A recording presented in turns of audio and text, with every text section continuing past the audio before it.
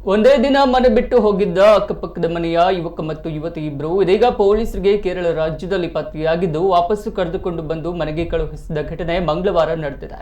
November 24ರಂದು ಶುಕ್ರವಾರ ಮುಂಜಾನೆ ಮನೆಯವರಿಗೆ ಗೊತ್ತಿಲ್ಲದಂತೆ ಪರಾರಿಯಾಗಿದ್ದ ಜೋಡಿಗಳು ಕೇರಳ ರಾಜ್ಯದ ಕಾಯಿಂಗಾಡ್ ಎಂಬಲ್ಲಿ ಪೊಲೀಸರಿಗೆ ಸಿಕ್ಕಿಬಿದ್ದಿದ್ದಾರೆ.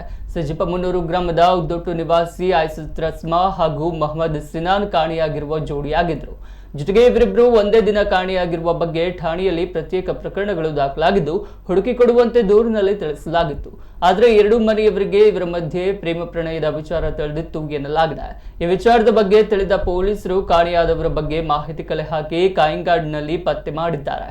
ಬಂಟ್ವಾಳ ನಗರ ಠಾಣಾ ಪೊಲೀಸ್ ಇನ್ಸ್ಪೆಕ್ಟರ್ ಅನಂತ ಪದ್ಮನಾಭರ ನಿರ್ದೇಶನದಂತೆ ಎಸ್ಐ ರಾಮಕೃಷ್ಣ ಮತ್ತು ಅಪರಾಧ ವಿಭಾಗದ ಸಿಬ್ಬಂದಿಗಳಾದ ಇರ್ಷಾದ್ ಮತ್ತು ರಾಜೇಶ್ ಕುಲಾಲ್ ಕಾಯಿಂಗಾಡ್ನಿಂದ ಪೊಲೀಸ್ ಠಾಣೆಗೆ ಕರೆದುಕೊಂಡು ಬಂದಿದ್ದಾರೆ. ಇಬ್ಬರು ಅಲ್ಲಿ ಒಟ್ಟಿಗೆ ಇದ್ದು ನಾವಿಬ್ರು ಪ್ರೇಮಿಸುತ್ತಿದ್ದು ಮದುವೆಯಾಗುವುದಾಗಿ ತಿಳಿಸಿದ್ದಾರೆ.